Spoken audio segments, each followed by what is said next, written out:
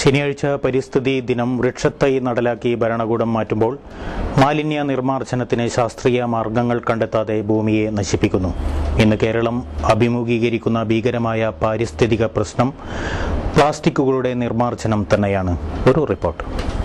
കേരളത്തിന്റെ പരിസ്ഥിതിക്ക് ഏറ്റവും വലിയ ആഘാതം ഏൽപ്പിക്കുന്നത് പ്ലാസ്റ്റിക് മാലിന്യങ്ങൾ തന്നെയാണ്. അശാസ്ത്രീയമായി വലിച്ചെറിയുന്ന പ്ലാസ്റ്റിക്കുകൾ ഭീകരമായ പരിസ്ഥിതി പ്രശ്നമാണ് കേരളത്തിൽ ഉണ്ടാക്കിയിരിക്കുന്നത്. മനുഷ്യ ജീവിതത്തിന് തന്നെ ഭീഷണിയാകുന്ന തരത്തിൽ പ്ലാസ്റ്റിക്കിന്റെ ദുരുപയോഗം ഉണ്ടാക്കിയിരിക്കുകയാണ്. ഉപയോഗത്തിന് ശേഷം പുറത്തേക്ക് തള്ളുന്ന പ്ലാസ്റ്റിക്കുകൾ ശാസ്ത്രീയമായി സംസ്കരിക്കാനുള്ള സംവിധാനം സംസ്ഥാനത്തെ പഞ്ചായത്തുകളിലോ മുനിസിപ്പാലിറ്റികളിലോ ഇല്ല. പ്ലാസ്റ്റിക്കുകൾ ഭൂമിയിൽ നശിപ്പിക്കാതെ നിന്ന് പരിസ്ഥിതിക്ക് കടുത്ത ആഘാതമേൽപ്പിക്കുകയാണ്. സംസ്ഥാനത്ത് ഈയിടെ ഉടലെടുത്ത പല പകർച്ചവ്യാധികൾക്കും കാരണം പ്ലാസ്റ്റിക് മാലിന്യ കൂമ്പാരങ്ങളാണെന്ന് ആരോഗ്യ വകുപ്പ് തന്നെ തുറന്ന് സമ്മതിക്കുന്നുമുണ്ട്. പ്ലാസ്റ്റിക്കുകളുടെ ദുരുപയോഗം തടയാൻ സംസ്ഥാന ശുചീകരണ വിഭാഗത്തിനോ പൊല്യൂഷൻ കൺട്രോൾ ബോർഡിനോ ആവുന്നില്ല.